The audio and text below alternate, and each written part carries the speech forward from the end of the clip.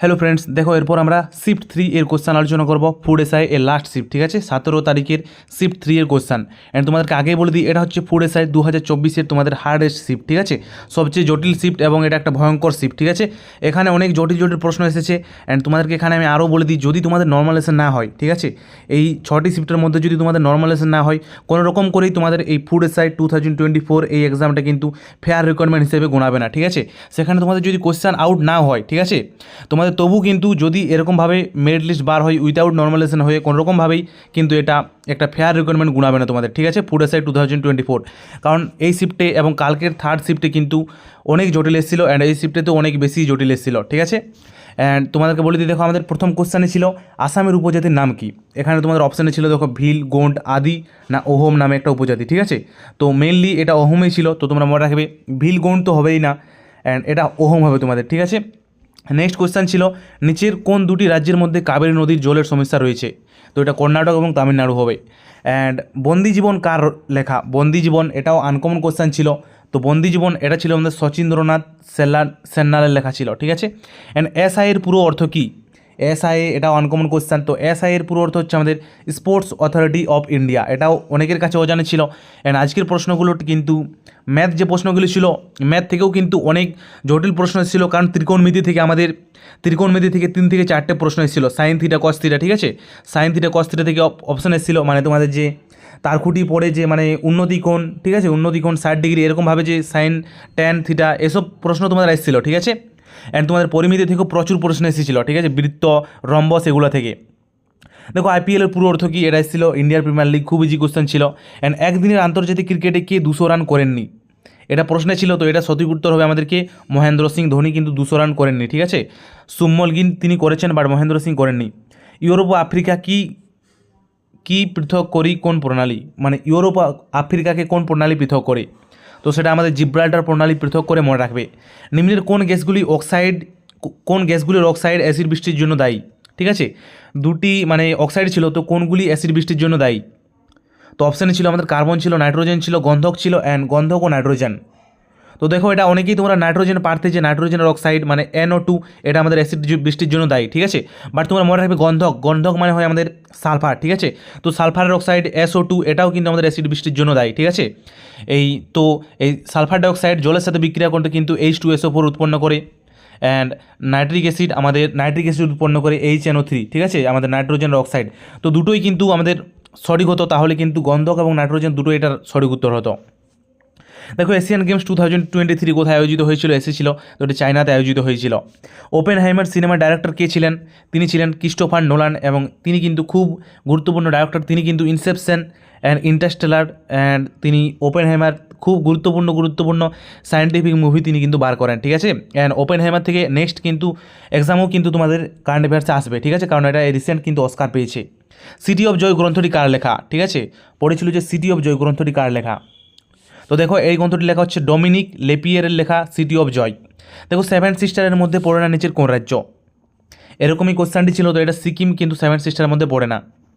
দেখো next G20 সমিতি যে নীতি বাসুধাইবা কুটুম্বাকম, ঠিক আছে, বাসুধাইবা কুটুম্বাকম এই কথাটা যে ছিল, মানে G20 সমিতির যে নীতি ছিল বাসুধাইবা কুটুম্বাকম বা মোটেও বলতে পারো, তো এই কথাটি কোথা থেকে নেওয়া হয়েছে? অপশানে ছিল আমাদের মহাভারত, ঋগ্বেদ, পুরাণ না উপনিষদ। তো মনে রাখবে এটা মহা উপনিষদ থেকে কিন্তু এই নীতিবাক্যটা নেওয়া হয়েছিল। 2023-এ গ্র্যান্ড মাস্টার হয়েছে, তার বিপক্ষে কোন ভারতীয় ছিলেন? মানে 2023-এ যে দাবা গ্র্যান্ড মাস্টার হয়েছে, ঠিক আছে, তার বিপক্ষে কোন ভারতীয় ছিলেন? তো এটাও কিন্তু খুবই একটা জটিল কোশ্চেন, 2023-এর কোশ্চেন এবং 2023-এর কারেন্ট অ্যাফেয়ার্স। অ্যান্ড এটা মোটামুটি একটু জটিল কোশ্চেন ছিল। তো এটার ওপোনেন্টে ছিল আমাদের প্রজ্ঞানন্দ, ঠিক আছে, মনে রাখবে। দেখো গাড়ির ভিউ ফাইন্ডারে কোন আইনে ব্যবহার করা হয়? তো মনে রাখবে গাড়ির ভিউ ফাইন্ডারে উত্তল দর্পণ ব্যবহার করা হয়, ঠিক আছে। তো বাকি শিফটের তুলনায় এই শিফটে কিন্তু আমি বলবো না যে এই শিফটে অনেক হার্ড UPSC লেভেলে পড়েছে, এরকম বলবো না, বাট তোমাদের বাকি শিফটের তুলনায় এই শিফটে কিন্তু অনেক হার্ড কোশ্চেন এসেছিল, ঠিক আছে। দন্ত চিকিৎসক কোন আইনে ব্যবহার করে? মনে রাখবে অবতল দর্পণ দন্ত চিকিৎসকরা ব্যবহার করে। টমেটোর মধ্যে কোন অ্যাসিড থাকে? সাইট্রিক ও ম্যালিক অ্যাসিড থাকে টমেটোর মধ্যে। দেখো সাউথ ইস্টার্ন রেলওয়ের জন্য সদর দপ্তর কলকাতাতে অবস্থিত। কমলা লেবুর সুগন্ধি হিসেবে কী ব্যবহার করা হয়, ঠিক আছে, এটা কিন্তু অনেকটাই অড প্রশ্ন ছিল যে কমলা লেবুতে সুগন্ধি হিসেবে কী ব্যবহার করা হয়, এরকম টাইপের একটা প্রশ্ন ছিল। তো এটা কিন্তু অনেকেই জটিল প্রশ্ন ছিল, অনেকেই এটা কিন্তু প্রশ্নটিই ঠিকমতো বলতে পারছিল না, ঠিক আছে। তো এটা কিন্তু খুবই একটা হার্ড প্রশ্ন ছিল কিন্তু আজকে, ঠিক আছে। দেখো দাঁতের এনামেল কী দিয়ে তৈরি? অপশানে ছিল calcium, calcium phosphate, calcium carbonate, এ সমস্ত ছিল। তো তোমরা মনে রাখবে ক্যালসিয়াম ও ফসফেট দিয়ে কিন্তু আমাদের ক্যালসিয়াম মানে দাঁতের এনামেল কিন্তু তৈরি। সোডিয়াম হাইড্রোক্সাইডের ব্যবহার, মনে রাখবে সোডিয়াম হাইড্রোক্সাইড কিন্তু কাপড় কাচতে ব্যবহার করা হয়। চুনের জল ও ক্লোরিনের বিক্রিয়ায় কী উৎপন্ন হয়? এরকম টাইপের একটা প্রশ্ন ছিল যে চুনের জল ও ক্লোরিনের বিক্রিয়ায় কী উৎপন্ন হয়, ঠিক আছে। তো সেখানে কিন্তু আমাদের ব্লিচিং পাউডার বা এরকম টাইপের একটা কিছু কিন্তু উত্তর হতো, ঠিক আছে। নেক্সট, সবচেয়ে ক্ষুদ্রতম জাতীয় মহাসড়ক, সবচেয়ে ক্ষুদ্রতম জাতীয় মহাসড়ক কী? যেটা হচ্ছে NH 500 248, ঠিক আছে, মানে 548 মনে রাখবে। অ্যান্ড সবচেয়ে বড় মহাসড়ক হচ্ছে আমাদের NH 44। কোন দেশের সাথে ভারতের সবচেয়ে দীর্ঘতম স্থল সীমানা রয়েছে? দীর্ঘতম স্থল সীমানা, ঠিক আছে, এখানে শুধু সীমানা নয়, স্থল সীমানা বিস্তার করে, ঠিক আছে।